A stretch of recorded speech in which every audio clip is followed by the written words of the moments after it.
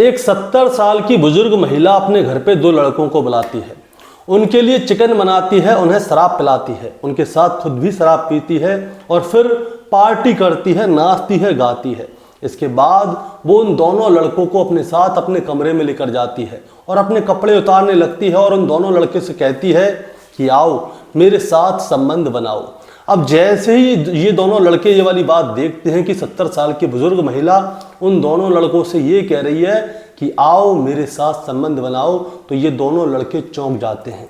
और दोस्तों, इसके बाद इस घर के अंदर एक ऐसा कांड होता है कि उसमें 2 लोगों की जान चली जाती है, यानी कि 2 हत्याएं हो जाती हैं। इसके बाद अगले दिन पुलिस आती है। पुलिस दोनों हत्याओं का खुलासा करती है और खुलासा करने के बाद जो कातिल पकड़ा जाता है उससे पूछा जाता है कि आखिर तुमने ये 2 हत्याएं क्यों की। तो उसके बाद दोस्तों खुलासा होता है पूरे केस का। आखिर कौन थी ये 70 साल की महिला और उन 2 लड़कों से अपने साथ शारीरिक संबंध बनाने के लिए क्यों कह रही थी, और ये 2 हत्याएं हुई थी वो किसकी हुई थी। दोस्तों, आज की कहानी से यही जानेंगे। दोस्तों, कहानी शुरू करूंगा उससे पहले मैं बस आपसे यही कहना चाहूँगा कि अगर आप मेरे चैनल पे नए हैं तो चैनल को जल्दी से सब्सक्राइब कर दीजिएगा, ताकि रोजाना रात को 8 बजे मैं आपके लिए एक सच्ची घटना की कहानी लेकर आ सकूँ। नमस्कार दोस्तों, मैं गौरव शर्मा और आप देख रहे हैं गौरव शर्मा सफ़र। दोस्तों, आज की जो सच्ची घटना मैं आपको सुनाने जा रहा हूँ, ये सच्ची घटना शुरू होती है महाराष्ट्र प्रदेश के नवी मुंबई से। और नवी मुंबई के अंदर ही एक एरिया लगता है जिसका नाम है कामोठे, और कामोठे में ही एक सोसाइटी है जिसका नाम है ड्रीम अपार्टमेंट्स। दरअसल दोस्तों, मैं बात कर रहा हूँ 2 जनवरी 2025 की सुबह लगभग 10 बजे के आसपास का समय होता है। इसी सोसाइटी की एक महिला होती है जिसका नाम होता है रेणु देवी।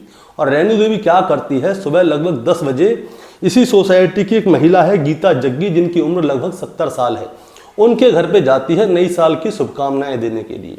अब जैसे ही रेणु गीता जग्गी के दरवाजे पर जाती है, उसके दरवाजे की घंटी को बजाती है, लेकिन अंदर से कोई भी रिप्लाई नहीं आता। वो कई बार घंटी बजाती है लेकिन रिप्लाई कोई नहीं आता। वो जोर जोर से दरवाज़ा खटखटाती है, आवाज़ लगाती है, गीता आंटी दरवाज़ा खोलिए, लेकिन अंदर से कोई रिप्लाई आ ही नहीं रहा होता। वो बहुत देर तक घंटी बजाती रहती है, दरवाज़ा खटखटाती है, गीता आंटी को फ़ोन तक करती है लेकिन फ़ोन भी नहीं उठ रहा है। अब रेणु जो है बहुत ज़्यादा परेशान हो जाती है कि आखिर बात क्या है, क्योंकि जो दरवाज़ा था वो अंदर से लॉक था, ना कि बाहर से। इसका मतलब ये है कि अंदर कोई ना कोई तो है। अब रेणु क्या करती है, जो गीता देवी का जो दरवाजे के बगल में खिड़की थी, उस खिड़की को खोल के उसमें से झांकने की कोशिश करती है। और जब वो उस खिड़की में से अंदर झांकती है तो अंदर से जो है एलपीजी की गैस की बहुत ज़्यादा बदबू आ रही होती है। अब जैसे ही उसे बदबू आती है तो वो चौंक जाती है, क्योंकि दरवाज़ा अंदर से लॉक है, कोई अंदर से जवाब नहीं दे रहा है और अंदर से गैस की बहुत ज़्यादा बदबू आ रही है। इसीलिए वो क्या करती है, सोसाइटी के 2-4 लोगों को बताती है कि दरवाजे को खटखटा रही हूँ, लेकिन अंदर से कोई भी जवाब नहीं दे रहा है और घर के अंदर से गैस की बहुत ज़्यादा बदबू आ रही है। इसीलिए सोसाइटी के लोग क्या करते हैं, तुरंत ही पुलिस को फ़ोन कर देते हैं। पुलिस मौके पर आती है, दरवाज़ा खोलने की कोशिश करती है लेकिन दरवाज़ा खुलता नहीं है, लेकिन जैसे तैसे करके पुलिस वाले जो है दरवाजे को खोल देते हैं। अब जैसे ही दरवाज़ा खोला जाता है तो अंदर से गैस की बहुत ही ज़्यादा बदबू आती है, इसीलिए सारी खिड़कियों को खोल दिया जाता है। अब घर के अंदर देखा जाता है तो पता चलता है कि जो गीता जग्गी हैं, जिनकी उम्र 70 साल है, वो ज़मीन पे पड़ी हुई हैं और उनका गला जो है धारदार हथियार से रेता गया है। अब जैसे ही उनके अड़ोस पड़ोस के लोग ये वाली बात देखते हैं तो उनके मुंह से चीख निकल जाती है कि गीता देवी की हत्या कर दी गई है। और उनकी बगल में ही उनका बेटा जितेंद्र जग्गी, जिसकी उम्र 45 साल के आसपास है, वो भी पड़ा होता है और उसके सर से बहुत तेज़ी से खून बह रहा होता है। ये दोनों ही खून में लथपथ होते हैं। आनन फानन में इन दोनों की बॉडी को उठाया जाता है, हॉस्पिटल पहुंचाया जाता है कि कहीं ऐसा हो इनके अंदर थोड़ी बहुत सांस बची हो, जान हो। लेकिन हॉस्पिटल जाते ही इनको जैसे ही डॉक्टर चेक करता है तो पता चलता है कि ये दोनों ही मर चुके हैं और इन दोनों को मरे 24 घंटे से ज़्यादा हो चुके हैं। अब पुलिस की टीम जो है गीता जग्गी के घर पे जाती है, पूरे घर की अच्छी तरह से तलाशी लेती है तो पता चलता है कि इनकी जो अलमारी है उसके ताले टूटे हुए थे, उसके जो लॉकर हैं वो खुले हुए थे और घर में बहुत ज़्यादा ऐसा लग रहा था देखने से मानो कि घर में लूटपाट हुई है। अब जो गीता जग्गी है उनके बारे में जानकारी ली जाती है उनके पड़ोसियों से। उनके पड़ोसियों से पूछा जाता है कि इनके परिवार में कौन कौन है। तो पड़ोसी बताते हैं कि गीता जग्गी जो हैं, जिनकी उम्र 70 साल है, ये पहले एक सरकारी टीचर थी और इनके जो पति हैं वो कई साल पहले गुजर चुके हैं। और ये जो लड़का है जिसका नाम है जितेंद्र, इसकी उम्र 45 साल है, ये इनका इकलौता बेटा है। ये दोनों माँ बेटे ही इस घर में रहते थे। गीता देवी की जो पेंशन आती थी उसी से इन दोनों का खर्चा चलता था। बेटा कुछ करता धरता नहीं था।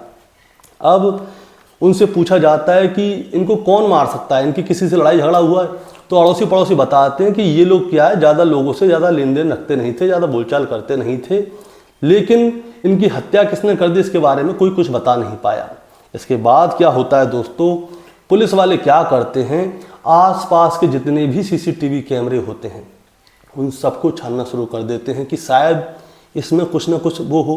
क्योंकि दोस्तों जब पुलिस को पता चला था इन दोनों के बारे में, तो पुलिस ने देखा था कि ये दरवाज़ा जो है अंदर से बंद है, यानी कि जिसने भी लूट की है या हत्या की है वो घर को जो है अंदर से लॉक करके खिड़की के रास्ते से या छत के रास्ते से कूद के गया है। और वो इधर से कूद के जाएगा तो किसी न किसी सीसीटीवी कैमरे में तो कैद होगा। और इसके साथ ही जो गीता जग्गी है और उनके बेटे जितेंद्र की, इन दोनों की कॉल डिटेल भी निकलवाई जाती है कि आखिरी बार इन दोनों ने किससे कॉल किया था। तब जाके जो जितेंद्र है बेटा, उसके कॉल में एक नंबर सामने आता है और वो नंबर होता है शिवम नाम के लड़के का। और शिवम जो है यही नज़दीक में उल्वे एरिया है एक, वहाँ का रहने वाला है। अब शिवम की कॉल डिटेल निकाली जाती है, उसकी लोकेशन निकाली जाती है कि 24 घंटे पहले क्या है शिवम यहाँ पे आया था, तो पता चलता है कि शिवम यहाँ पे आया था। अब जो आसपास के सीसीटीवी कैमरे देखे गए थे उसमें भी 2 लोग आते हुए साफ नजर आ रहे थे जो कि जितेंद्र के साथ आ रहे थे। उसमें साफ दिख रहा था कि जितेंद्र, शुभम और उसका एक दोस्त है जिसका नाम है महेश, ये तीनों लोग रात को तकरीबन 10 बजे के आसपास घर की ओर जा रहे थे। लेकिन वापस जाते हुए की कोई वीडियो नहीं है, आते हुए की तो वीडियो है। अब क्या होता है दोस्तों, पुलिस वाले सीधे उल्वे एरिया में जाते हैं और वहां से शुभम और महेश इन दोनों को गिरफ्तार कर लेते हैं, जिसमें शुभम की उम्र जो होती है 19 साल होती है और महेश की उम्र 20 साल होती है। अब इन दोनों को जैसे ही पुलिस गिरफ्तार करती है तो इन दोनों के हाथ पैर कांपने लग जाते हैं, पुलिस को देखकर ये डर जाते हैं। अब पुलिस इन दोनों को थाने में लेकर आती है और फिर जैसे ही इनसे कुछ पूछती है पुलिस, उससे पहले ही ये दोनों हड़बड़ा जाते हैं, गड़बड़ा जाते हैं, पुलिस के आगे हाथ पैर जोड़ने लगते हैं। वो कहते हैं साहब हमने कुछ भी नहीं किया, हमसे जो भी हुआ नशे में हुआ, हमने आप जान के कुछ नहीं किया। अब पुलिस वाले पूछते हैं कि तुमने क्या नहीं किया और तुमसे क्या नशे में हुआ बताओ। ये शुरुआत में तो उल्टी सीधी कहानियाँ सुना रहे थे, लेकिन जब पुलिस ने इनसे थोड़ा टाइट किया इन दोनों को, तब जाके दोस्तों ये दोनों एक ऐसी कहानी सुनाते हैं जिसे सुनकर पुलिस वाले चौंक जाते हैं। अब पुलिस वालों को इनकी बातों पे यकीन ही नहीं होता। दरअसल दोस्तों होता क्या है, जो गीता जग्गी थी उसका एक बेटा है जितेंद्र जग्गी, जिसकी हत्या कर दी गई है। जितेंद्र जग्गी का ही एक दोस्त था शुभम, जिसकी उम्र महज 19 साल है, और शुभम का दोस्त है महेश, जिसकी उम्र 20 साल है। 31 दिसंबर 2024 की रात का समय था। तो जितेंद्र क्या करता है, शुभम को फ़ोन करता है और उससे कहता है कि आज 31 की नाइट बनाएंगे, तो तुम ऐसा करना शाम के समय पे घर आ जाना, घर पे दारू पियेंगे और माँ चिकन बना देगी, फिर चिकन भी खाएंगे। तुम चाहो तो अपने दोस्त को भी लेकर आ सकते हो जो तुम्हारे साथ घूमता है, क्या नाम है उसका? वो कहता है महेश। हाँ तुम महेश को भी लेके आ जाना, तुम दोनों आ जाना, यहीं पे 31 की नाइट बनाएंगे। अब होता क्या है, जितेंद्र जो है महेश और शुभम को, इन दोनों को लेकर अपने साथ अपने घर पे ले आता है। रात के तकरीबन 10 बजे के आसपास का समय होता है। अब घर के अंदर शराब की बोतल रखी होती है और जो माँ है गीता, वो चिकन बना रही होती है। घर में स्पीकर रखे होते हैं और ये क्या करते हैं, शराब महंगी वाली होती है, ये तीनों चारों लोग मिलके क्या है शराब पी रहे होते हैं, जिसमें जो माँ है वो भी शराब पी रही होती है। अब 4 और 5 लोग शराब पीते हैं, पार्टी करते हैं, स्पीकर चलाते हैं, डांस करते हैं। इसी बीच क्या होता है, जो जितेंद्र की माँ है गीता जग्गी, वो जितेंद्र से कहती है कि बेटा वो गुब्बारे लाना तो तुम भूल ही गए, रात को गुब्बारे भी जलाएंगे और केक काटना है वो भी भूल गए, तुम ऐसा करो जल्दी से जाओ और केक लेकर आओ। तो जितेंद्र क्या करता है, तुरंत ही केक लेने के लिए चला जाता है और घर पे रह जाते हैं उसके दोनों दोस्त शुभम और महेश। अब क्या होता है, जो गीता जग्गी है वो शराब की बोतल निकालती है, इन दोनों के लिए एक एक पैक बनाती है और उनको शराब पिलाती है और फिर इन दोनों को अपने साथ जो है अपने कमरे में लेकर जाती है और अपने कपड़े उतारने लगती है और इन दोनों से कहती है कि आओ मेरे साथ संबंध बनाओ। अब ये दोनों लड़के चौंक जाते हैं कि इनका दोस्त की माँ इनसे ये कह रही है कि मेरे साथ संबंध बनाओ, और जो माँ है वो भी 70 साल की है, बूढ़ी माँ। इसको ये क्या शौक चढ़ गया कि इसके साथ संबंध बनाए। अब ये दोनों मना करते हैं। अब ये दोनों जैसे ही मना करते हैं तो वो कहती है कि अब तो तुम्हें मनाना पड़ेगा, और तुम नहीं मनाओगे तो बहुत बुरा होगा तुम दोनों के साथ। अब ये दोनों लड़के शक पका जाते हैं। अब ये दोनों जैसे ही शक पकाते हैं, इतनी ही देर में पीछे से इस 70 साल की औरत का बेटा जितेंद्र की एंट्री हो जाती है, और वो अंदर आती कहता अरे क्या कर रहे हो तुम लोग यहाँ पे। दरअसल दोस्तों होता क्या है, ये जो है माँ बेटे की दोनों की मिली भगत थी। दरअसल माँ और बेटे ने ही प्लान बनाया था इन दोनों को घर पे बुलाने का। इसके बाद जो बेटा है वो कहता है कि अरे तुम्हें जो करना है कर लो, मुझे कोई दिक्कत नहीं है, तुम ऐसा करो कमरे में जाओ, महेश तुम मेरे साथ आ जाओ।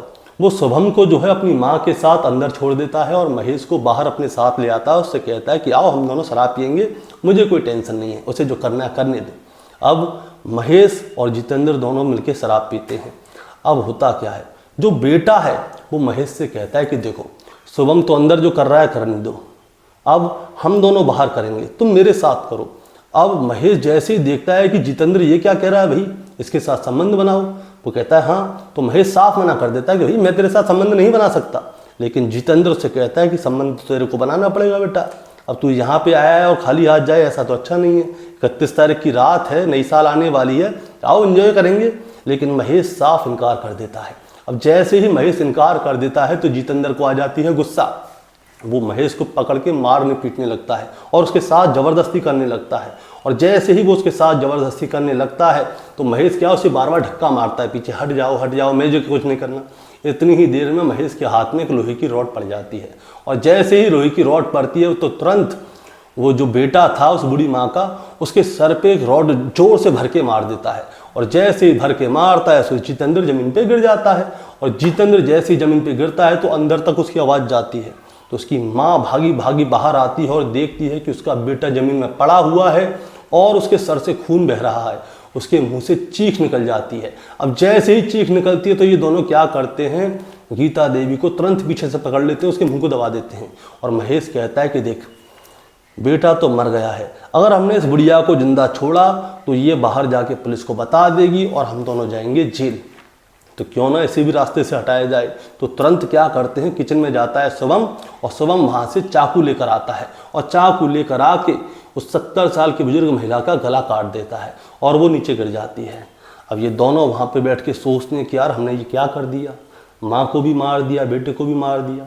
उन्होंने सोचा कि ऐसा ना हो बेटा जिंदा हो, तो ये क्या करते हैं, रॉड उठाते हैं 2-4 बार और भर भर के मारते हैं उसके सर में, ताकि ये कंफर्म हो जाए कि बेटा मर गया। उसे चेक करते हैं तो बेटा मर गया था।